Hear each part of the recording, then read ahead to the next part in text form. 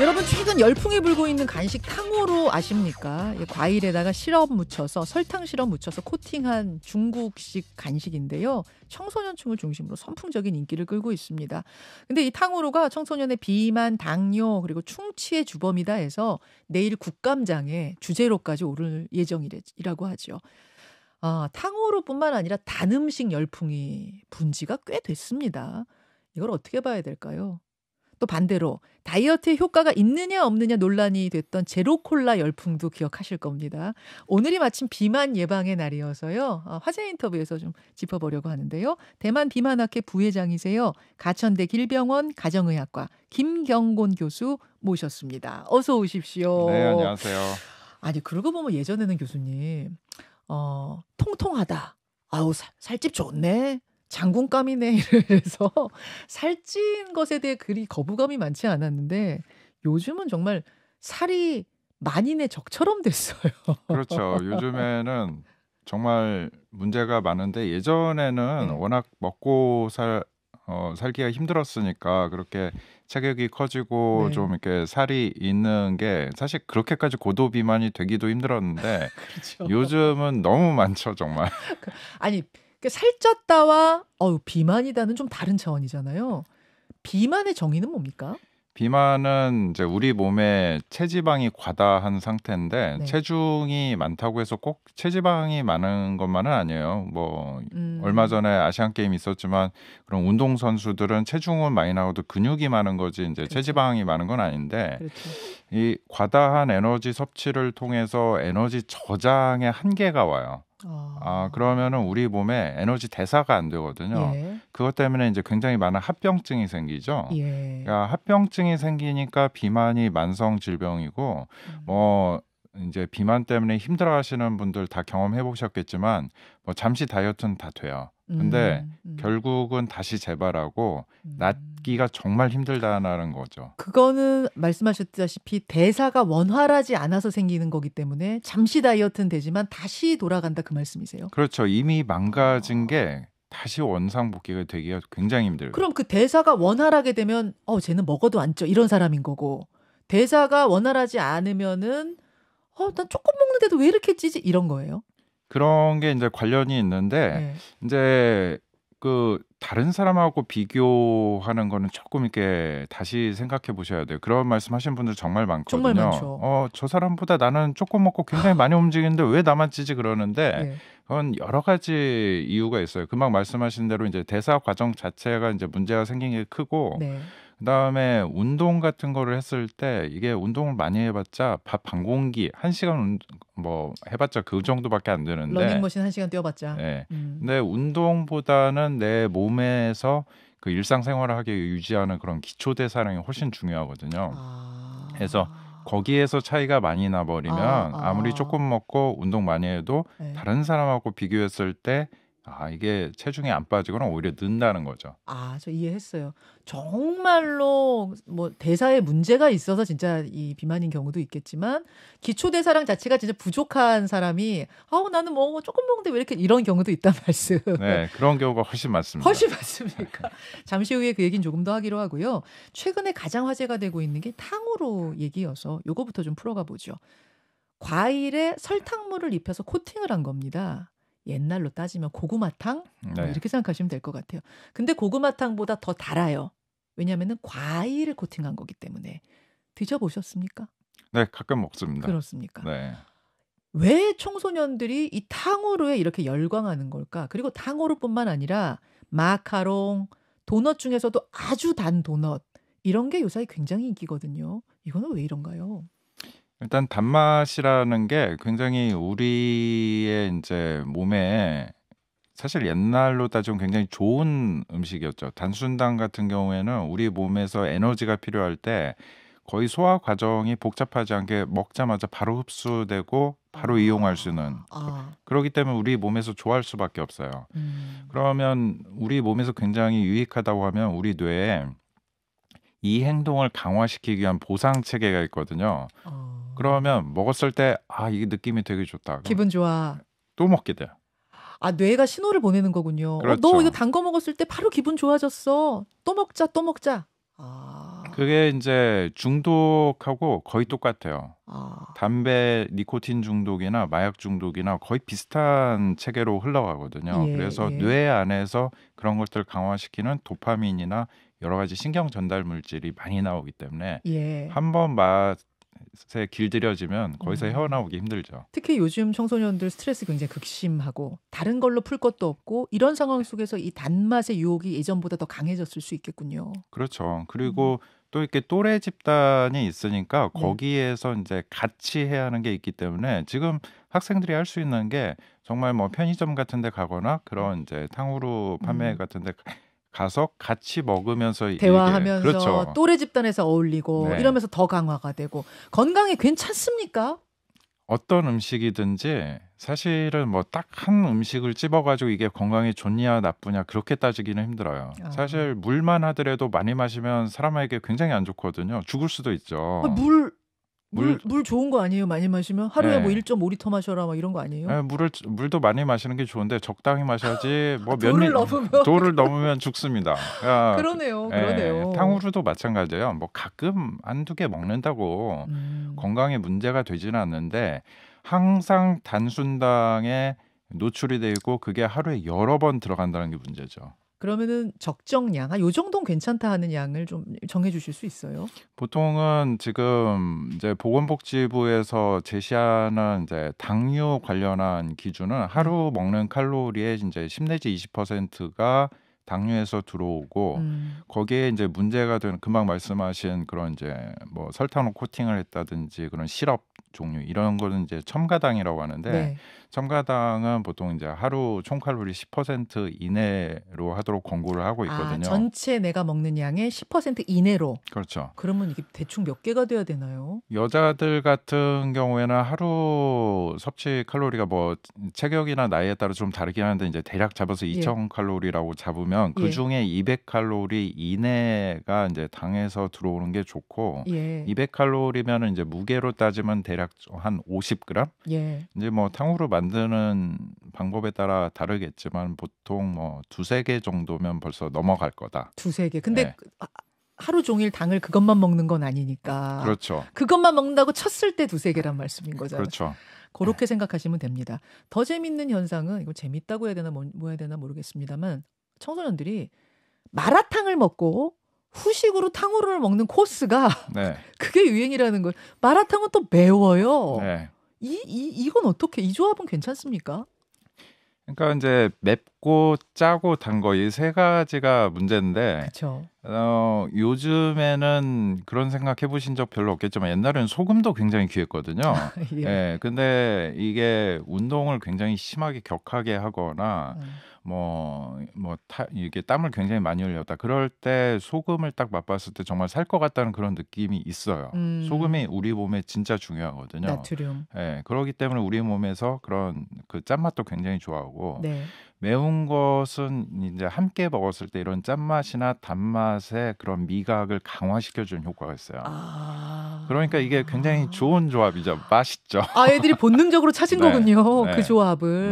네. 건강에는 괜찮아요. 이렇게 매운 거 먹었다, 막 단 거 먹었다.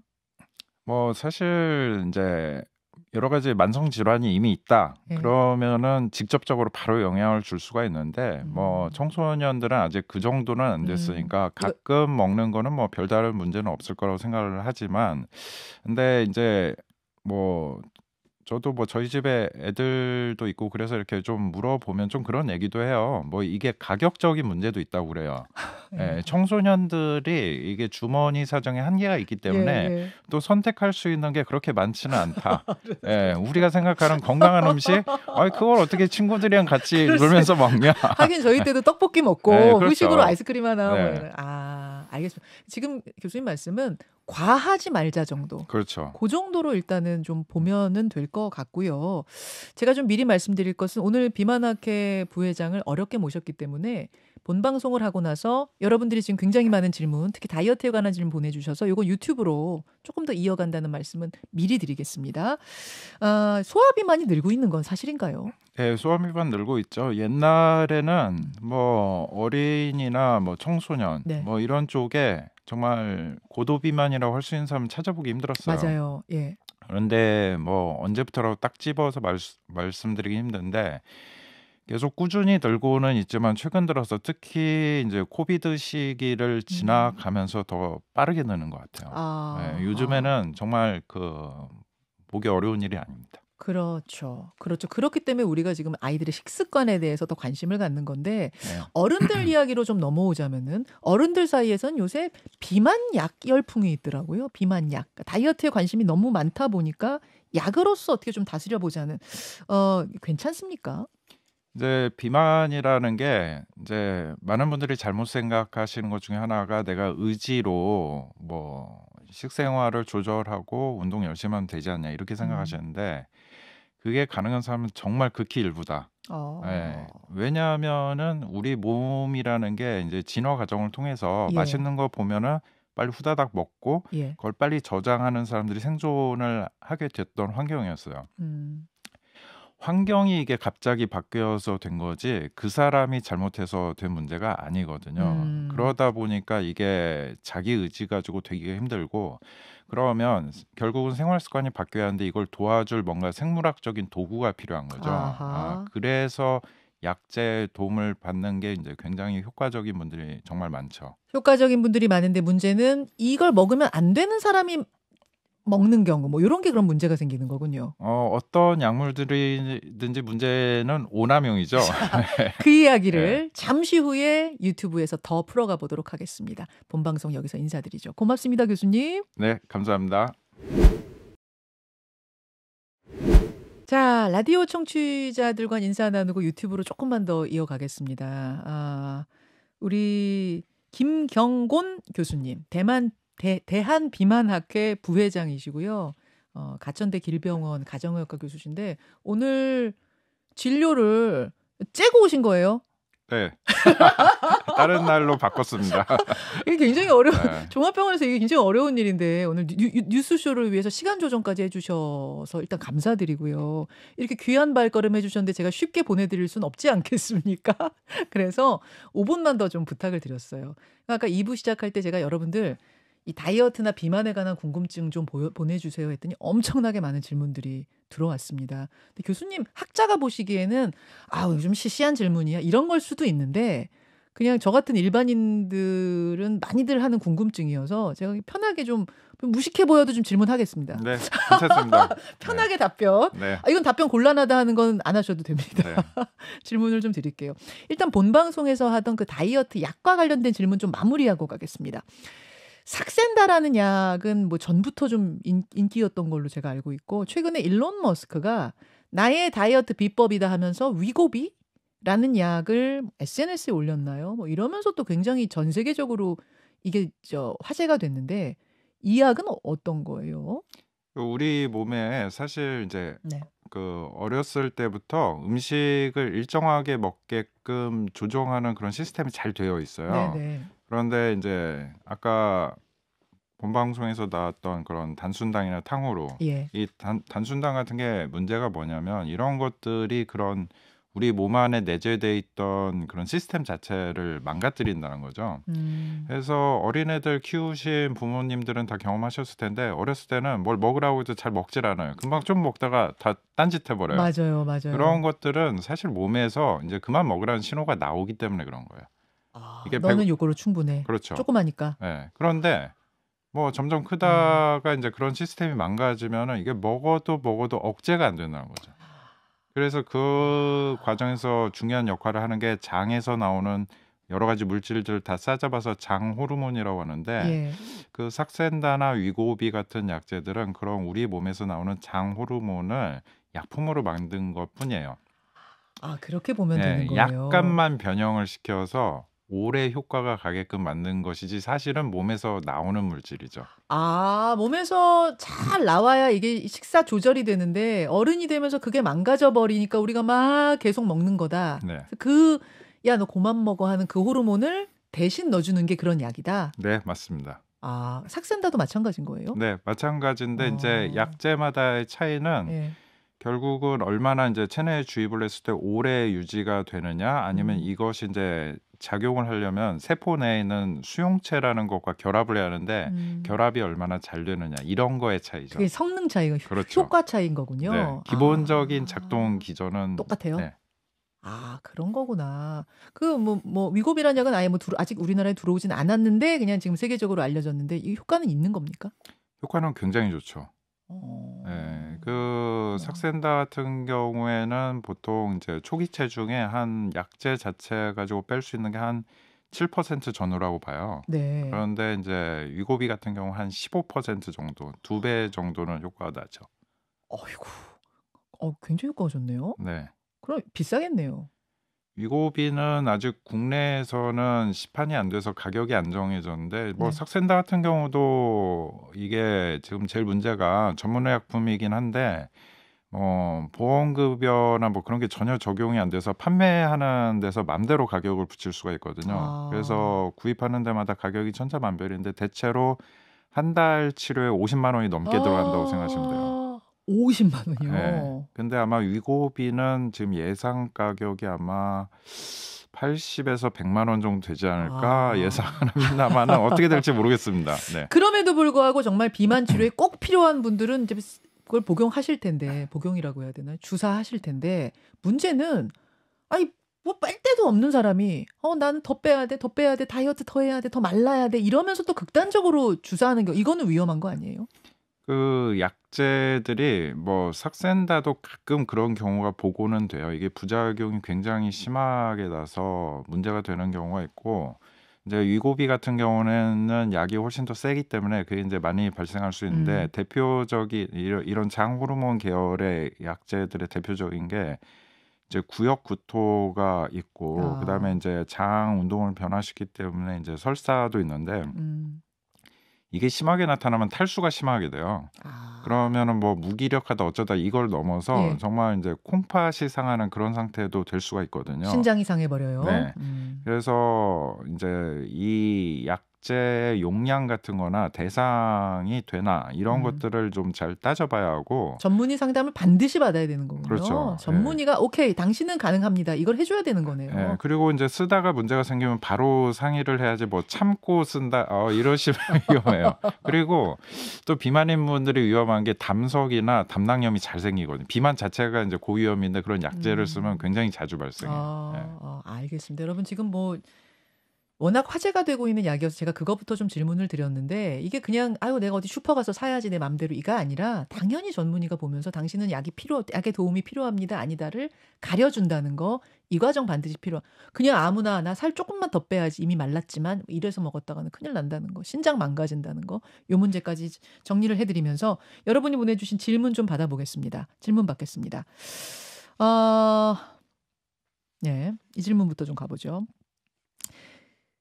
정말로 비만은 살찌는 건 유전이 아닙니까? 이 질문이 지금 두루두루 제일 많이 들어온 질문인데 그러니까 많은 분들이 나는 이렇게 살이 찔 정도로 많이 먹지 않는데 살이 계속 찐다. 물만 먹어도 찐다. 이것은 타고난 거 아니냐? 부모님 때문 아니냐? 유전 아니냐? 이 질문들을 주고 계세요. 어떻습니까, 교수님? 네, 유전적인 게 있죠. 유전적인 게 굉장히 많은데 이제 다른 유전 질환하고 다른 거는 보통의 이제 유전 질환이라는 거는 한 개 또는 이제 아주 소수의 몇 개의 특정 유전자가 관여를 해서 그 유전자만 어떻게 이제 조절을 하면은 좀 좋아질 수 있는 이제 그런 게 있는데 비만은 굉장히 많은 유전자가 관여를 해요. 그래서 식욕이나 체중을 조절하는데 굉장히 복잡한 시스템이고 여기에 관여하는 유전자가 굉장히 많은데 그러니까 이제 타고나는 게 상당히 있어요. 어떤 사람은 똑같이 먹어도 흡수가 잘 되는 사람이 있고 흡수가 잘 안 되는 사람도 있고 막 먹었는데 지방 조직의 저장이 굉장히 잘 되는 사람이 있고 그게 좀 떨어지는 사람도 있고 그다음에 타고나기를 기초대사량 자체가 조금 높은 사람도 있고 낮은 사람도 있는데 그리고 또 이제 요즘에 또 많이 되는 것은 뭐 태아일 때 엄마가 또 뭐를 먹었냐 그리고 이제 아주 태어나자마자 유아 시기에 어떻게 영양 상태가 어떠냐 이런 것도 영향을 준다고 알려져 있거든요. 그래서 굉장히 많은 것들이 이제 결합되어 있긴 하지만 가장 중요한 거는 결국은 자기 생활 습관이고 이전의 나와 현재의 나를 비교를 하시는 게 좋고 다른 사람과 비교하시는 거는 별로 비현실적입니다. 자, 정리합니다. 유전 맞습니다. 유전적인 요인 큰 거 맞다. 큰 거 같아서 부모님이 마르면 좀 또 아이들도 마르고 부모 중에 좀 퉁퉁한 분이 계시면 아이들도 그렇게 되는 경우가 많은 거는 여러분이 느끼시는 그대로 맞다.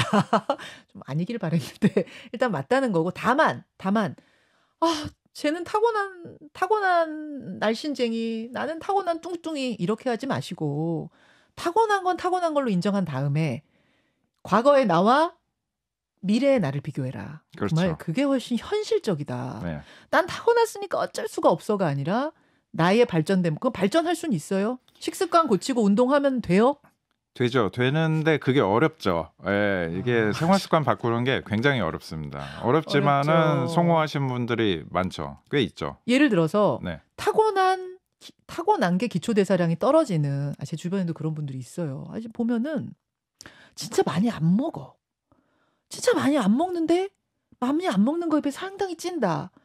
정말 억울하겠다. 저러면 정말 억울할 것 같다는 분들이 있거든요. 제 그렇죠. 주변에. 아무리 생각해봐도 기초대사량이 떨어지는 것 같아요. 이게 개선이 됩니까? 개선이 되죠. 이제 그래서 기초대사량을 네. 높이기 위해서 이제 추천하는 게 이제 운동인데 사실 운동을 해서 체중을 빼기는 어려워요. 운동 자체 체중 감량 효과는 대체로 뭐 한 2kg 전후. 그러니까 하루 종일 죽어라 땀 흘리고 러닝머신 해도 그렇게 효과 별로 없어요? 아니 죽으라고 하면 많이 빠집니다. 죽으라고 못해서 그런 거지. 운동으로 체중 빼시려면 우리나라 태릉 선수촌에 있는 국가대표 선수들 정도 하시면 돼요. 그 정도 하면은 운동으로 빠진다. 하지만 보통 사람이 그렇게 못하죠. 보통 사람이 하는 정도로는 한 2kg 전후라고 보시면 되고 빼는 거는 다이어트가 필요하고요. 먹는 걸 줄여야 빠지고. 식습관 먹는 걸 일단 줄여라. 근데 빠진 거가 유지가 잘 안 되는데 유지에는 기초대사량이 굉장히 중요하고 기초대사량의 상당 부분은 뭐 뇌나 심장이나 간 등 이제 장기에서 쓰는 에너지가 많은데 우리가 뭐 체중 감량하려고 갑자기 뭐 스트레스를 많이 받거나 공부를 열심히 하거나 이럴 수는 없잖아요. 근데 이제 인위적으로 할 수 있는 게 근육이죠. 그래서 근육을 이렇게 자극을 잘 하시면 기초대사량이 조금 올라가고 또 하나는 피하 지방이 많으면은 일단은 이 열발산이 잘 안 돼요. 체온 유지가 잘 되거든요. 그러니까 체온 유지가 잘 되면 살찌는 거예요? 체온 유지가 잘 되면 그만큼 체온을 유지하기 위해서 에너지 소모가 필요가 없는 거죠. 체온 유지하는데도 에너지를 쓰는군요. 그게 제일 커요. 그게 제일 커요? 네. 그래서 추위에 노출이 되면은 이 열 생성이 올라가요. 그래서 체중이 좀 빠져요. 저는 되게 추위를 잘 타거든요. 네. 그리고 저는 계속 문을 닫고 네. 그 퉁퉁한 뭐 가족들은 자꾸 열고 이런 게 있는데 그게 또 그래서 그런 거예요? 그렇죠. 그래서 일단은 추위를 많이 타시는 분들이 보통 날씬하고 체중이 잘 안 늘어요. 그러니까 유리한 거죠. 그 추울 때 그 좋아해야 되는구나. 그래서 추울 때 지금 내 에너지를 쓰고 있고. 겨울에 약간 좀 서늘하게 옷을 얇게 입고 운동을 하시는 게 효과가 굉장히 좋죠. 와. 체온을 유지하기 위해서 쓰는 에너지가 굉장히 많다. 피하 지방이 두툼한 분들은 체온 유지에 쓸 에너지가 별로 없으니까 기초대사량 떨어지고 살이 축적되고 하는 것이다. 지금 무슨 얘기하다 왔냐면은 기초대사량을 그래서 좀 높일 수 있는 그 체질 개선 얘기하다 여기까지 왔거든요. 운동으로 살을 직접 빼진 못하지만 운동으로 그걸 바꿀 수는 있습니까? 그렇죠. 그래서 운동을 이제 저희가 검사를 많이 하다 보면 이 근육이 우리가 이제 정말 보통 말하는 정말 눈처럼 이렇게 기름이 확 박혀 있는 고기들 그런 걸 보잖아요. 우리 몸이 그렇게 돼 있어요. 비만이 심하신 분들은. 이 근육 조직 사이에 기름이 다 쌓여 있는데 일단 그것부터 없애줘야 하고 그러면 운동하면은 금방 좋아지죠. 그다음에 피하 지방이 어느 정도 조금 줄기 시작하면은 훨씬 더 효과가 좋아지기 때문에 초기 단계에 좀 다이어트랑 운동을 병행하셔서 체중이 빠지면 그 다음부터 좀 더 쉽게 넘어가실 수 있죠. 이제 이해됐어요. 왜 운동해라 하는지. 제가 러닝머신이랑 한 번 뛰어봤어요. 여러분 태어났을 때 한 번 뛰어봤는데 앞에 제가 뛰는 것에 따라서 칼로리 소모량이 나오는데 너무 숨이 차게 15분을 뛰었는데 칼로리가 뭐 20인가 30인가. 네. 아, 20, 30칼로리면은 비스켓 한 두세 개 먹으면 20, 30. 그렇죠, 그렇죠. 아, 내가 이렇게 뛰었는데 비스켓 두세 개라고 되게 허망하더라고요. 그러니까 결국 뛰어서 운동을 해서 빼는 살이란 건 굉장히 적고 체질 개선은 되는 거군요. 그렇죠. 그래서 하라는 거구나, 운동을. 아. 그리고 이제 비만이 오케이, 대사 이상인데 네. 운동하면 대사가 굉장히 좋아져요. 아, 네. 기초대사는 올라간다. 네, 기초대사량도 올라가고 몸 안에 이렇게 남아도는 이렇게 일종의 이제 쓰레기 같은 그런 에너지를 없애주죠. 아, 쓰레기 같은 에너지를 네, 없애주는. 정말 필요 없는, 정말 우리 몸에 정말 필요 없는 그거를 이게 제거해주는 굉장히 좋은 효과가 있어요. 여러분 막 러닝머신 뛰고 자전거 뛰고 이럴 때 네. 칼로리 소모가 너무 적다 이러지 마시고 지금 내 몸이 바뀌고 있구나 이걸 그렇죠. 느끼셔라. 아니, 몸무게 운동하기 전하고 후에 달아봤자 그대로고 이러면 사실은 굉장히 힘 빠져들 하시는데 그러지 말아라. 아, 굉장히 좋은 해법을 하나 주셨고요. 이런 질문도 들어왔습니다. 아, 혼자 먹으면 그게 1인분님. 아, 닉네임이. 혼자 먹으면 그게 1인분님이 주신 질문입니다. 갱년기에는 살이 찐다. 그리고 찐 살이 잘 안 빠진다는 게 맞습니까? 이러셨거든요. 네, 맞죠. 일단은 젊은 사람들이 살을 굉장히 잘 빼고 젊은 사람들은 빠르게 체중 감량을 해도 덜 힘들어해요. 그런데 나이가 들면 들수록 체중 감량 자체가 잘 안 되고 체중 감량이 또 빠르게 되면 굉장히 힘들어요.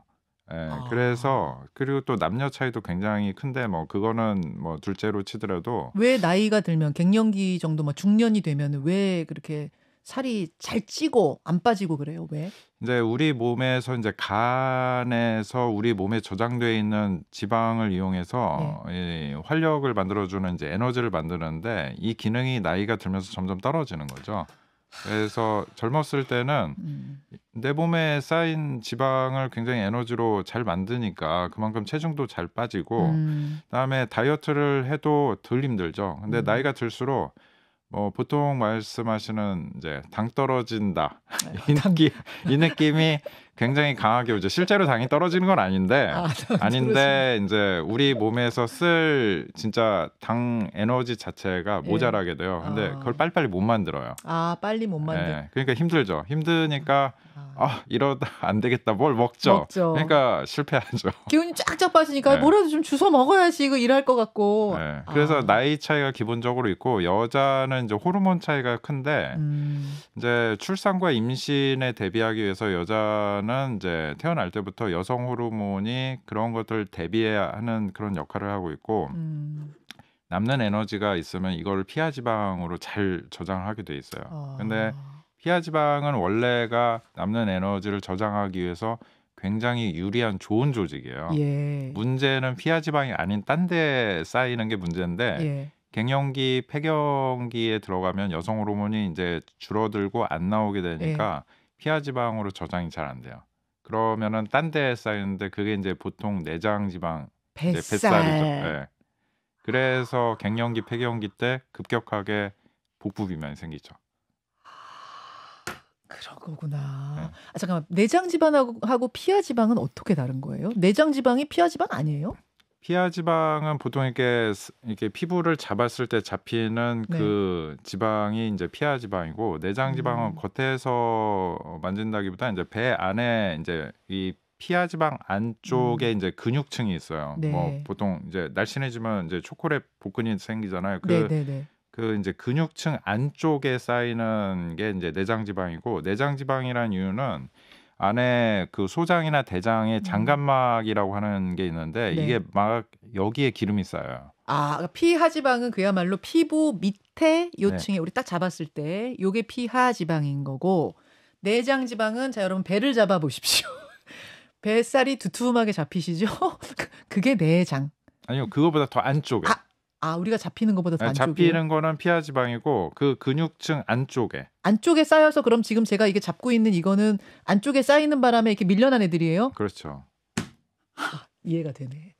잡히는 거는 좋은 지방 원래 있어도 되는 거고 그 안쪽에 있는 게 비정상적인. 요 안쪽에 내장 쪽으로 지방이 쌓이니까 바깥쪽에 밀려난 피하 지방 애들이 지금 두툼하게 잡히는 것이다. 아니죠. 이게 피하 지방이 이미 두툼해져서 더 이상 들어갈 데가 없어서 내장에 쌓여요. 내장에. 아, 피하 네. 지방이 만석이 돼가지고 그렇죠. 내장으로 간 거. 네. 그래서 이제 내장 지방이 너무 많으면 네네. 뭐 여러 가지 문제가 있는데 예. 요즘에 만성 콩팥병이 많이 생겨요. 근데 정말 이 내장 지방이 많은 분들은 이 내장 지방이 안에 장기를 눌러요.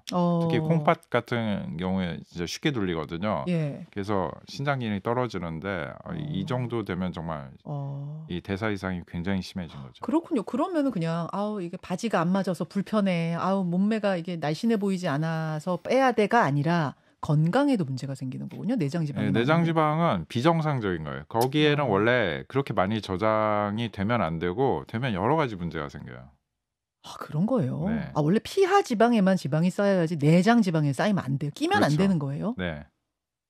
그러면 자, 뱃살이 아주 없는 뭐 40대 이상인데 뱃살이 아주 없다 이런 사람은 교수님 없으신 것 같긴 하네요. 아니 저도 좀 있습니다. 저도 좀 있습니다. 네. 자, 아주 없는 사람 찾긴 힘든데 그래도 요 정도 선은 지키셔야 됩니다. 이거보다 더는 안 됩니다 하는 기준 같은 걸 좀 주신다면 병원에 가봐야 됩니다. 뭐 이런 아니 뭐 아주 간단한 기준이 있는데 허리둘레가 그거를 잘 반영을 해요. 그래서 우리나라 같은 경우에는 보통 이제 권고하는 게 남자 같은 경우에 90cm 안쪽. 아니 뭐 키랑 이런 거 다 생각해야 되는 거 생각 안 아니에요? 하고 생각 안 하고 90cm. 왜냐하면 이제 요 안쪽만 따지는 거니까. 네네. 그리고 여자 같은 경우에는 85cm. 85cm면 인치로 어떻게 되는 거지? 한번 바꿔보세요. 그 바깥에서 85cm면은 우리가 왜냐면 바지 치수는 거의 다 인치로 얘기를 하니까 그렇죠. 한번 지금 바꿔볼게요. 저희가 85cm는 인치로 바꿨을 때 33인치를 넘어가면 그거는 병원 가야 되는 거군요. 그러면은 보통은 대사 이상이 있는 경우가 많죠. 최소 이제 이상지질혈증, 고지혈증은 굉장히 흔하고 고혈압 같은 것도 꽤 많고 더 넘어가면 이제 이형당뇨병이 되죠. 네. 33인치, 그러니까 사이즈 뭐 26, 27 할 때 그 33이니까 그 정도가 넘어간다 하시는 분, 좀 안도하시는 분들도 계시고 넘어가는 분들은 이거는 조금 건강에 적신호다 이렇게 생각을 하셔야 된다. 예, 오늘 뭐 오랜만에 나오셨으니까 제가 처음 나오셨군요. 네. 오랜만이 아니고 처음 나오셨으니까 조금 더 여쭙겠습니다. 지금 괜찮으신 거죠? 오전 시간은? 네. 예, 알겠습니다. 많은 분들이 소화비만 탕후루 얘기하다 오늘 여기까지 온 거 아니겠습니까? 여러분 내일 국감장에 탕후루가 아예 그 주제로 오를 만큼 요즘 아이들의 식습관에 대한 관심들이 굉장히 높은데요. 소화비만, 그러니까 이 정도 되면은 이거는 진료를 받아야 된다 하는 그런 좀 뭐 부모님들에게 팁을 주신다면? 소화비만은 네. 사실 진단이 조금 어려워요. 복잡해요. 사실 이거는 이제 전문가들도 이렇게 뭐 이 차트가 있거든요. 이 성장곡선 차트를 보고 이제 예. 맞춰서 진단을 해야 하는데 예. 근데 뭐 꼭 그런 거 아니더라도 딱 보면 알죠. 이게 정말 과도하다. 부모님들이 다 아세요. 아시고 이제 옛날에는 정말 보기 드물었는데 요즘에는 초등학교 고학년, 중학교 요 정도 다니는 학생들이 이제 요즘에 학교에서 이제 몇 년에 한 번씩 이제 정기 검진을 받게 돼 있거든요. 네네. 가서 혈액 검사했는데 당뇨인 것 같다. 병원 가봐라. 많아요. 요즘은 종종 있습니다. 예전엔 정말 보기 힘들었거든요. 그렇죠. 진짜 드문 일이었는데 그렇죠. 요즘은 종종 있고 그런 경우에 정말 그 아이들이 상처가 크죠. 정말 펑펑 울고 나 지금 나이가 몇 살인데 벌써 당뇨야. 이렇게 되거든요. 그러면은 그 전에 사실은 이게 이제 교정이 돼야 하는데 그래서 이제 비만 오늘이 이제 사실 비만의 날이라기보다는 비만 예방의 날이죠. 비만 예방의 날입니다. 오늘. 비만이 되기 전에 이미 예방이 중요하고 소아비만에서 그 부모님들의 역할이 굉장히 중요해요. 어떻게 해야 될까? 오늘 여러분 비만 예방의 날이어서 오늘 특별히 더 교수님을 사실 모신 거기 때문에 비만이 되기 전에 막는 팁이 굉장히 중요한 것 같습니다. 어떤 부분들을 좀 신경 써야 될까요? 네, 막으려고 하면은 소아비만을 막아야 하고 이미 어렸을 때 무너졌으면 그 뒤에는 사실 잘 안 되거든요. 그런데 이제 소아비만 같은 경우에 주의하셔야 할 게 이제 우리 몸이 설계가 어떻게 돼 있나 이거를 조금 생각을 해보셔야 돼요. 이게 초식 동물이 있고 육식 동물이 있는데 이제 육식 동물 뭐 사자 뭐 이 호랑이 이런 동물들은 한번 딱 사냥을 해서 이렇게 잡아 먹잖아요. 그럼 네. 며칠을 아무것도 안 해요. 아예 안 먹어요. 어. 그건 이제 한번 먹고 저장을 한 다음에 그거를 계속 꾸준히 쓰는 쓰는 거예요? 시스템으로 되어 있는 조금씩? 거고 초식 동물은 한 번에 섭취하는 에너지 밀도가 되게 낮기 때문에 계속 먹죠. 풀을 계속 뜯고 그걸 또 되새김질도 하고 뭐 해서 에너지를 정말 최대한 뽑아 쓰는데 사람은 이제 잡식이면서 약간 육식 쪽으로 봐야 돼요. 예. 육식 쪽에 조금 더 간 잡식. 네. 예. 그래서 옛날 우리 선조들 생활 방식을 보면 보통은 아침 저녁 두 끼를 먹었어요. 네. 예. 그래서 한 번 끼니를 먹고 그걸 몇 시간 동안 이제 이 몸에 들어온 걸 계속 끄집어 쓰면서 살아나가게끔 몸 안에 모든 대사 시스템이 그렇게 돼 있어요. 근데 이제 낮에 활동량이 많아지면서 이제 조선 시대부터 점심이라는 문화가 생겼는데 그럼 두 끼를 아침 저녁만 먹은 거예요? 예, 옛날엔 그랬죠. 와, 예, 그것도 점심이 먹기가 없었구나. 힘들었죠. 예, 그랬는데 요즘의 문제는 뭐냐? 이 음식을 처음에 먹는 양을 생각하시기 전에 횟수를 생각해 봐야 돼요. 내 입에 칼로리가 있는 게 몇 번 들어오나. 여러 번 들어가죠. 뭐 10번 이상이 아주 흔합니다. 10번 이상이 흔한데. 지나가다가 뭐 식탁에 뭐 과자 있으면 하나 또 먹고 뭐 커피 뭐 먹고 뭐 지금 왔다 갔다 과일 먹고 여러 번 먹죠. 네. 그래서 그거를 억제를 해야 하는데 애들한테 그거를 해 주셔야 돼요. 그래서 음식이라는 거, 간식이라는 걸 자꾸 보상으로 주려고 하시면 절대 안 되고 뭔가 잘했다, 말을 잘 들었다 아니면은 이렇게 나를 귀찮게 하지 않기 위해서 뭔가 이렇게 입에 물려야 한다. 이런 목적으로 음식을 쓰지 마셔야 돼요. 아니, 이게 5살짜리 아이면은, 야, 너 요거 가서 요렇게 요것만 잘하면은 엄마가 가가지고 아이스크림 사줄게. 이런 거 안 돼요? 그게 안 좋다는 거죠. 그게 어렸을 때 유지가 잘 되면은 뭐 이런 건 뭐 딱 이제 학문적인 얘기라는 거 일상적으로 이제 느끼는 게 보통 어려운 게 초등학교 3, 4학년을 넘어가면 그때부터는 힘들어요. 이미. 식습관이 자리 잡아버려서. 네, 그 이전에 빨리 이렇게 그런 좋은 생활 습관 딱 먹을 때 먹고 그다음에 이제 식사와 식사 중간에는 공복을 유지하고. 여기서 질문 조금 새 나가는 질문입니다. 간헐적 단식이라는 게 한참 열풍이었잖아요. 그러니까 한 번 먹고 먹을 때 먹고 뭐 10시간을 12시간을 먹지 않는다. 뭐 17시간을 먹지 않는다. 이게 효과가 있는 겁니까? 몸에 괜찮은 겁니까? 네, 보통은 건강한 분들은 전혀 문제가 없고 효과가 좋죠. 뭐 그 간헐적 단식도 방법이 여러 가지가 있어요. 그래서 뭐 아예 단식일이 있는 뭐 그런 것도 있는데 그건 조금 하기가 더 어렵고 근데 뭐 몇 시간 대 몇 시간 하루에 뭐 시간을 좀 나눠서 일정한 시간에만 먹는데 그런 거는 대사 개선하는데 굉장히 괜찮아요. 그래요. 네. 그런데 이제 문제가 뭐냐면은 간헐적 단식을 사실 총 먹는 양을 정해놓고 간헐적 단식을 해야 하는데 먹을 수 있는 시간은 정말 마음껏 먹어도 된다. 이렇게 되면은 뭐 이제 중동에는 라마단이라는 문화가 있죠. 근데 옛날에는 라마단 기간에 오히려 사람들이 이제 에너지 대사가 좋아졌는데 낮에는 아무것도 안 먹죠. 근데 요즘에는 이게 해만 떨어진다 그러면 음식이 굉장히 많이 팔리고 엄청나게 방송을 해서 계속 먹게끔 하는데 그래 더 나빠져요. 그러니까 그렇게 하는 간헐적 단식은 몸에 나쁜 거고 적당히 먹는데 내가 이제 하루에 충분한 공복 시간을 유지한다. 이거는 에너지 대사에 굉장히 좋아요. 그러니까 아침에 한 9시부터 뭐 6시까지 6시는 그런가? 9시부터 한 5시까지 그냥 먹는 대로 먹고 5시부터 그 다음 날 9시까지는 아무것도 안 먹는다. 뭐 이런 간헐적 단식 하시는 분들이 있더라고요. 그렇죠. 그런 게 그건 괜찮죠. 도움됩니까? 네, 괜찮죠. 근데 이제 먹는 시간에 수시로 자꾸 뭘 먹으려고 하지 마시고 먹을 수 있는 시간에 2끼나 3끼로 딱 이제 끝을 보시면 아주 좋죠. 그게 근데 왜 대사 개선에 왜 좋은 거예요? 지금 아이들도 그렇고 딱 먹는 시간에만 먹고 나머지 비우라는 말씀. 그게 왜 대사 개선에 좋아요? 우리 몸의 이제 에너지 대사 체계가 음식을 딱 먹으면은 이걸 장에서 흡수해서 간에 저장을 하거든요. 글리코겐이라는 형태로 저장을 하고 그러면은 이제 음식 먹는 시간이 끝났을 때 이제 이 글리코겐이라는 걸 끄집어내서 다시 당으로 만들어서 에너지로 만들어요. 그러면은 저장된 거를 쓸 수 있는 시간을 줘야죠. 지금의 문제는 저장이 되는데 쓸 시간을 안 주고 또 저장해. 그래서 속이 쓰리니까 지방간이 생기고 그래서 이제 그런 연구도 있는데 정말 그 비만인의 피하 지방을 이제 좀 조직 검사를 해가지고 이게 과연 언제부터 저장이 된 건지 예. 따지면 몇십 년 된 것들도 있어요. 아, 몇십 년 전인데 아직도 쓰질 못한 거예요. 그렇죠. 순서가 안 온 거예요. 저장했는데 이게 꺼내 쓰질 못해요. 그러니까 와. 꺼내 쓸 수 있는 시간을 줘야 이게 몸이 정상적으로 에너지 대사가 되고 그다음에 자꾸 뭔가를 드시면은 예. 췌장에서 이제 인슐린이나 여러 가지 이제 호르몬을 만드는 이제 베타 세포들이 있는데 얘들도 좀 쉬어야 돼요. 쉬어야 돼요. 예, 너무 과로를 시키는 거죠. 계속 먹는 게 그렇구나. 입은 즐겁지만 속에서 내장 기관은 죽어난다. 예, 이렇게 생각하시면 되죠.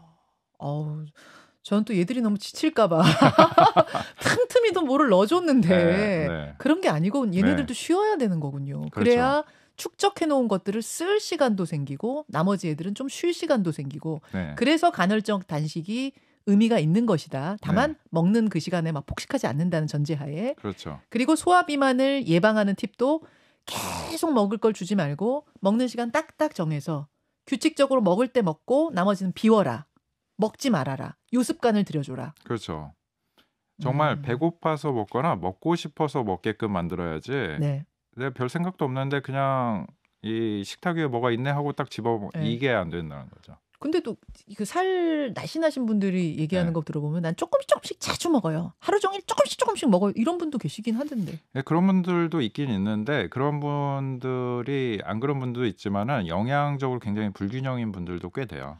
예, 특히 아주 마른 여성분들 같은 경우에는 이제 그런 식으로 탄수화물이나 당 위주의 이제 간식으로 이제 때우고 넘어가는 분들이 네. 있는데 이제 빈혈이 있는 분들도 많고 빈혈. 여러 가지 이제 미네랄이나 비타민, 이제 미량 영양소의 이제 예. 불균형이나 단백질 섭취가 불충분한 분들이 있죠. 그러면 이분들은 좀 나이 들면 들수록 건강이 안 좋아지겠군요. 그렇죠. 그래서 연세 드신 분들은 이게 지방이나 단백질 소화가 힘들기 때문에 정말 잘 안 땡겨요. 나이가 들수록 정말 탄수화물이나 당에 의존하게 되는데 예, 그렇게 되면 이제 이 근육량 유지가 안 되고 그래서 이제 비만뿐이 아니라 근감소증이 동반된 비만이 또 문제거든요. 그리고 비만이 없어도 근감소증이 젊었을 때는 잘 모르시는데 뭐 부모님 연세 많으신 부모님들 예, 예. 이렇게 겪어 보시면 예. 의자에서 혼자 힘으로 일어나지도 못하세요.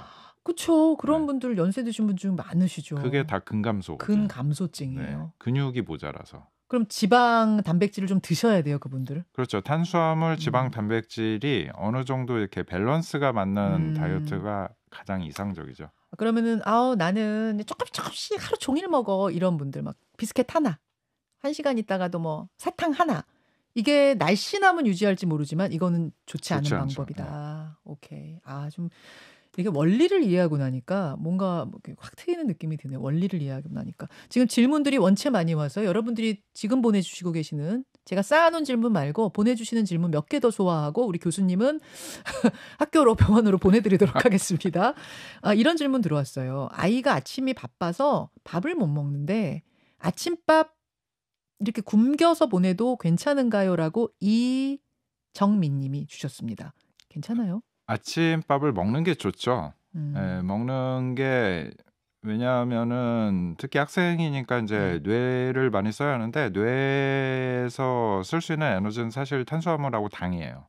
예, 당 형태가 들어와야 에너지로 쓸 수가 있는데 당으로 빨리 전환할 수 있는 게 이제 탄수화물이 가장 좋고 네. 그래서 아침에 적당한 이제 탄수화물과 이제 다른 음식들을 좀 어느 정도 먹고 가는 게 가장 좋기는 하지만 네.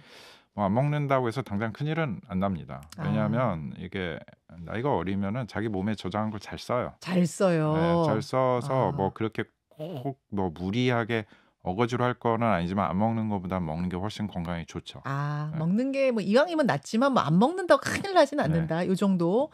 제가 지금 질문을 드리려고 하다가 순간 까먹었네요. 이거 제가 지금 무슨 얘기를 하려고 그랬었지? 예, 다른 건 질문 먼저 하겠습니다. 예.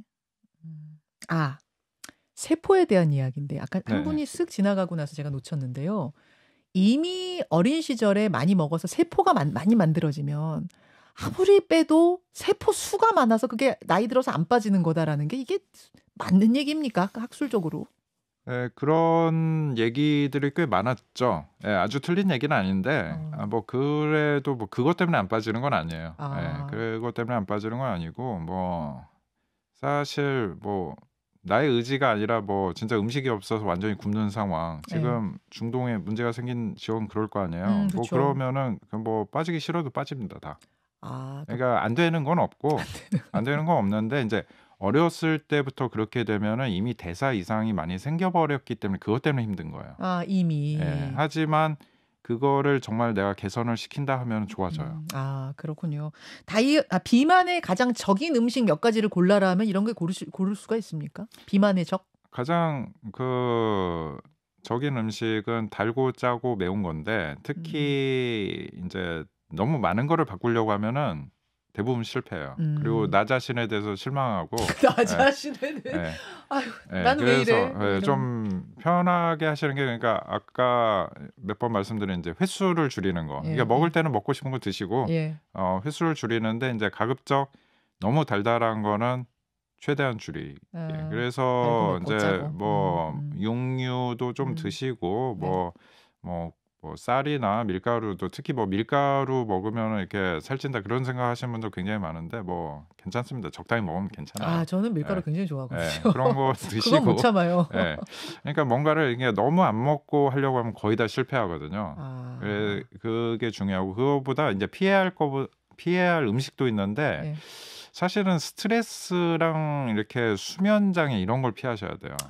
그런 게 이 뇌에 굉장히 큰 영향을 주고 이런 식욕 중추를 굉장히 자극해요. 그래요? 네. 저는 근데 스트레스를 받으면 못 먹는 스타일이거든요. 근데 어떤 분은 또 스트레스 받으면 그건 먹는 걸로 푸시더라고요. 네, 그거는 사람마다 패턴이 좀 달라요. 그래서 이제 스트레스를 받으면은 식욕을 떨어뜨리게 하는 그런 스트레스 호르몬이 많이 나오는 사람도 있고 식욕이 반대로 굉장히 올라가는 사람도 있는데 특히 이제 비만인 경우에는 거의 다 올라간다고 봐요. 비만인 사람들은 스트레스 받았을 때 올라가는 체질인 쪽이구나. 게다가 더 문제가 뭐냐면 비만일 때 다이어트를 한다. 그때 상당히 이게 힘든 과정이거든요. 그쵸. 뭐 육체적 고통이나 마찬가지예요. 그런 상태에서 정신적인 스트레스까지 받는다 그러면 당장 그 생각이 들어요. 내가 뭐 때문에 이 짓을 하고 있지? 때려쳐. 무슨 영화를 보자고 내가 살을 그렇죠. 빼? 먹고 싶은 거나 먹지. 이렇게 돼. 그러면은 이제 뭐 주변에 가족이나 특히 아이들 살 빼주고 싶어. 다이어트 시켜야 돼. 저는 건강 이런 경우에는 마음부터 편안하게 해주셔야 되는군요. 그렇죠. 거기다가 굉장히 이제 이게 부모님이랑 같이 오는 그런 환자분들이 있는데 이렇게 진료실에서도 스트레스를 줘요. 뭐라고 주세요? 막 이제 대화하고 있는데 옆에서 이제 뭐라 하는 거죠. 너 안 그러지 않냐? 집에서 이것 좀 해. 막 거기서도 그러는데 집에서는 오죽하겠어요. 너 저기 병원 진료 끝나고 가면 학원 숙제. 그거부터 해. 이렇게. 그래서 이렇게 스트레스를 너무 주지 마시고 이제 함께 하셔야 돼요. 그리고 보통 안 그런 집도 있지만 자녀분들이 이렇게 생활 습관이 잘못된데 부모님 특히 엄마랑 비슷한 분들이 많아요. 같이 하시는 게 좋죠. 그러면 스트레스도 훨씬 좋고 운동도 좀 같이 나가고. 이건 찔리는 분들 많을 거예요. 그러니까 너 다이어트 해야지. 이거 살 이렇게 찌면 안 돼요. 오락도 그만하고 막 이러면서 피자 시켜 먹어라. 같이 먹고 야식, 족발 뭐 이러면 안 된다는 거죠. 그쵸. 가족들도 같이 도와야 된다는 얘기죠. 알겠습니다. 술을 괜찮냐고 그러시는데 술과 비만의 관계는 있습니까? 술에 대해서는 좀 이게 분석할 때마다 좀 어려워요. 이게 딱 부러지게 술 때문에 비만이 된다? 아니다 얘기가 힘든데 그게 이제 경우의 수가 많아서 그런 건데 뭐 극단적인 예만 들자면 알코올 중독자들은 대부분 비만이 아니에요. 영양 결핍이에요. 하긴 알코올 중독이라고 TV에 나오는 사람 치고 뚱뚱한 사람 못 봤네요. 그런 사람들은 정말 음식을 안 먹어요. 정말 술만 마시거든요. 그런 경우도 있는가 하면은 보통 이제 비만하고 연관된 분들은 술 자체 칼로리도 문제인데 그거보다는 술을 먹으면서 음식 섭취가 많아지는데 안주가 계란말이, 많은데 쥐포. 술을 먹을 때 안주의 더 큰 문제는 이게 시간이 길다는 거예요. 보통 술자리를 맘먹고 하시는 분들은 3-4시간도 하죠. 3-4시간 하는데 더 하시는 분도 계시죠. 밤을 새워서 아침까지 드시는 분도 있는데 뭐 그럴 때 그 기간 내내 계속 음식이 들어가거든요. 삼겹살 구워가면서 계란말이도 오고 된장찌개 오고 뭐 냉면으로 또 그러네요. 그러면은 칼로리 계산해 보면 정말 엄청납니다.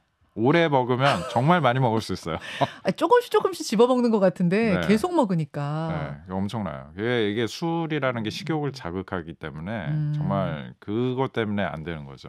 지금 세로이님도 정말 리얼하다 이렇게 말씀해 주셨는데 말씀 듣고 보니까 맞네요. 알코올 중독자들 안주 없이 술만 막 소주만 계속 먹는 사람들은 다 건강에 문제 있을 정도로 말랐죠. 네. 피폐하죠. 다 붙어 있죠. 피부와 뼈가. 근데 우리의 문제는 술 먹으면서 먹는 안주. 네. 그렇다고 그럼 안주 안 먹고 난 술만 먹을래? 이건 또 건강에 안 좋은 거니까. 그래서 이제 술이 또 끊기가 이게 쉽지 않아요. 이게 중독성이 또 더 굉장히 강하기 때문에 그래서 그런 그렇죠. 경우에는 네. 이것도 하기 쉽진 않은데 일단은 안주를 초반에 2-30분만 드세요. 2-30분만 드시고 그 다음부터는 사실 하려고만 하면은 물하고만 술을 마실 수도 있어요. 이게 가능해요. 안 해보셔서 그런데 물을 안주로요? 네, 물을 안주로 해서 충분히 마실 수 있어요. 이게 수분이 안 들어가면은 이게 술만 마시는 게 굉장히 좋지가 않은데 이게 특히 독주일수록 이게 물을 안주로 해서 충분히 마실 수 있거든요. 여러분, 그러니까 안주를 먹는 게 뭐 입이 심심해서 먹기도 하지만 이게 쓴 술이니까 안주를 넣어서 속을 달래가면서 드시는 거잖아요. 근데 한 2-30분만 드시고 그 다음은 물로 달래라. 네, 근데 이게 우리나라나 중국 이런 동아시아 쪽은 이게 안주 문화인데 사실 뭐 유럽 여행 많이들 하시니까 그런데 가서 뭐 바 같은 데 가면 안주 메뉴가 없어요. 거긴 정말 술만 팔거든요. 거기는 그게 당연한 거죠. 물을 줘요. 네. 생수를 줘요. 그렇죠. 그냥 술은 술대로 마시는 거지 무슨 음식 먹으면서 반주로 마시는 그런 문화가 아니에요. 우리나라의 특이한 거고 그래서 술을 정말 끊기 힘들다 그러시면 술자리에서 그렇게 해보시면 훨씬 낫죠. 근데 물을 안주 삼아 먹어가면서까지 술을 먹어야 됩니까? 안 드시는 게 가장 좋죠. 안 드시는 게 좋은데 이게 알코올 의존성도 좋아지기 굉장히 힘듭니다. 그래서 육포 가디언님이 제로 음료에 대해서 질문해달라고 그래서 요거까지만 하겠습니다. 여기까지만. 제로 음료, 그러니까 제로 콜라, 제로 이게 지금 이 건강에 도움이 되느냐 안 되느냐와 또 살 빼는데 도움이 안 되느냐 안 되느냐로 논란이 한바탕 있었거든요. 교수님 어떻게 되는 건가요? 이제 그 인공 감미료에 대해서도 이게 어려워요. 딱 이렇게 단정 짓기가 굉장히 힘든데 일단은 인공 감미료도 얼마 전에 WHO에서 이제 발암 물질로 이렇게 발표가 됐죠. 뭐 사실 그거 자체가 뭐 직접 암을 일으킬까 하는 의구심은 저도 있는데 하지만 이제 그거를 먹음으로써 뭐가 문제가 생기니까 이제 암 발생률이 늘어나는 건데 대부분은 이제 식욕 자체가 올라갈 거라고 봐요. 근데 이제 그 인공 감미료라고 해서 종류가 다 딱 한 가지는 아니에요. 이게 물질이 다른 게 아니라 분류도 좀 다르거든요. 그래서 이게 체내에 미치는 영향도 인공 감미료마다 이렇게 실험한 게 조금씩 다 다르고 사카린도 있고 뭐 아스파탐도 그렇죠. 있고 막 그렇죠. 굉장히 종류가 많죠. 그리고 이게 이제 제로도 제로인데 이제 다이어트 코크 이런 것도 있죠. 근데 보통 보면 그냥 콜라보다는 다이어트 코크가 조금 더 맛이 없고 제로는 훨씬 더 맛이 없는데 이게 맛이 상당히 달라요. 이게 인공 감미료와 설탕이 단맛을 주는 방식이 다르기 때문에 그래서 이거를 이제 인공 감미료만 쓰지 않고 인공 감미료를 2-3가지를 합해서 쓰거나 아니면 여기에 설탕을 약간 섞거나 이런 방식을 쓰거든요. 그래서 이제 요것도 다이어트 음료 같은 경우에는 많이 마시면은 물론 그것도 이제 단순당 섭취가 많은 거고 그다음에 이제 제로 같은 경우에는 칼로리나 혈당 이런 데는 당장은 좋을 거라고 생각하거든요. 설탕보다는 그래도 훨씬 낫다. 하지만 이것도 결국은 이제 뇌의 식욕 중추를 계속 자극해서 반복적으로 다른 음식을 더 먹게 할 거라고 보죠. 그래서 당장 줄여야겠으면 일단 그렇게 바꿔보시고 궁극적으로는 그게 해결책은 아니다 이렇게 생각하셔야 돼요. 이해가 됐습니다. 고맙습니다. 여러분이 문자 지금 너무 많이 보내주고 계시는데요.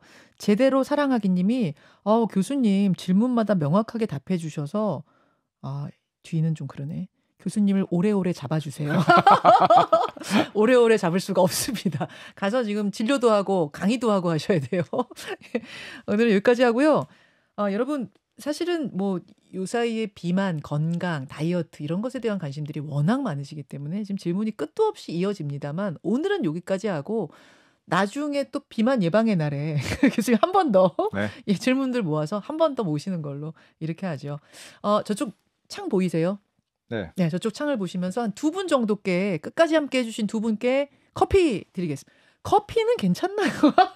커피도 사실 아메리카노만 해도 칼로리는 있습니다. 하지만 칼로리 0 아니에요, 아메리카노? 네, 0이 아니에요. 아, 0 아니에요? 네, 칼로리가 좀 있어요. 이게 그렇구나. 기름이 약간 있기 때문에 그래서 거기까지는 제가 뭐 이렇게 괜찮다고 말씀드려요. 네, 아메리카노까지는 괜찮은데 라떼나 뭐 카라멜 마키아토 이런 쪽 넘어가면 이거는 대책이 없다. 자, 저는 라떼 팝니다. 참고로. 라떼는 하루에 한 잔 정도. 한 잔. 무리하지만 말랑상 그 말씀이세요. 어떤 네. 음식이든 네. 적당히 먹어라. 그렇죠. 네, 그게 적당한 원칙. 게 제일 중요하죠. 그게 교수님 원칙이시더라고요. 자, 주십시오. 그래서 어떤 분한테요? 지금 올라오시는 분들 예, 중에서 앞에 고르면. 닉네임 부르시면 됩니다. 예. 네. 어떤 분들? 플러스 스트라 아까 지나가신 것 같은데요. 플러스 스트라. 스트라님, 예, 한 잔 드리겠습니다. 뭐라고 쓰셨는지는 못 읽으셨죠? 네, 빨리 너무 지나가서 빨리 올라갑니다. 그렇죠. 예, 네. 그 한 분 더 보겠습니다. 네, 그 I am lucky. 저분 닉네임이 좋네요. I am lucky님, 교수님 멋진 강의 감사합니다. 네. 정말 오늘 강의 한 편 들은 느낌이었어요. 저도 한 분 드리겠습니다. 아까 그 혼자 먹으면 그게 1인분님, 아까 질문도 좋은 질문 주셨는데 교수님 오늘도 건강하십시오 하면서 고맙습니다. 교수님 건강 챙겨주신 이분께 예, 한 잔 드리도록 하고요. 한 분은 동키아님 드릴게요. 지금 청취율 조사 기간이군요. 당분간 02로 오는 전화 잘 받을게요. 고맙습니다. 잘 받아주세요. 김현정의 뉴스쇼라고 말씀하시면 되겠습니다. 동키아님 한 잔까지 드리면서 교수님 이제 진짜로 보내드리겠습니다. 여러분 오늘 비만 예방의 날 맞아서 오랜만에 지난번에 제가 탈모로 한번 했었거든요. 네. 그때도 탈모학회에서 나오셨었는데 사실은 시사 프로그램에서 뭐 건강 이야기를 할 일이 별로 많지 않아요. 굉장히 많은 분들이 관심 가져주셔서 오늘 이제 2번째 시간으로 비만에 대한 이야기 아주 유익한 시간 나눴습니다. 교수님 오늘 어떠셨어요? 꽤 긴 시간 함께 해주셨는데. 비만이 사실 사회 특히 우리 공중보건에 굉장히 큰 문제인데 아직 인식 전환이 잘 안 되고 있어요. 사실은 의료계에 종사하시는 분들조차 미용 문제나 이제 개인의 의지 문제 아니냐 이렇게 받아들이는데 지금 그렇지 않은 상태고 이제 그러니까 이제 뭐 국감장에서 정말 뭐 탕후루 이런 것까지 다뤄야 하나라는 게 이제 제 개인적인 의견이긴 하지만은 바람직한 면도 있어요. 이게 관심을 가져주시는 거고 네. 이게 이제 공중보건에 확실히 문제가 된다는 걸 이제 점점 느끼시는 거죠. 그래서 이렇게 뉴스쇼 같은 영향력 있는 이런 프로그램에서 이런 문제를 다뤄주시는 게 이것도 뭐 시사만큼 중요한 문제. 저는 뭐 그렇게 생각합니다. 말씀 듣고 보니까 잘 모셨네요. 저희가 잘 모셨네. 그러니까 이 비만을 예전에는 제가 아까도 잠깐 말씀드렸습니다. 아유 장군감이네. 어이구 맏며느리감이네. 이런 느낌이었다가 이제는 그런 느낌은 아니지만 다이어트, 뭐 미용, 패션 같은 느낌으로만 받아들이는데 그게 아니라 심각한 질병으로서 비만을 인식해야 된다. 그런 말씀. 그런 인식의 전환이 좀 필요하단 말씀이세요. 네, 인식이 전환이 돼야 정책이나 우리 이제 개개인의 이제 비만을 맞이하는 그런 마음가짐이 바뀌죠. 알겠습니다. 마지막 마무리까지 아주 좋았습니다. 가천대 길병원 교수시면서 대한비만학회 부회장이십니다. 김경곤 교수님과 함께 오늘 한 시간들 유익하셨죠? 그럼 다음 비만 예방의 날을 기약하면서 교수님과 함께 저도 물러가겠습니다. 자, 장군감, 맏며느리감에 많은 분들이 지금 굉장히 공감하면서 그래요. 여러분 저는 내일 다시 뵙겠습니다. 교수님 감사드립니다. 네, 감사합니다. 여러분 고맙습니다.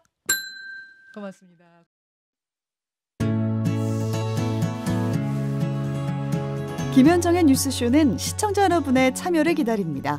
구독과 좋아요, 댓글 잊지 않으셨죠?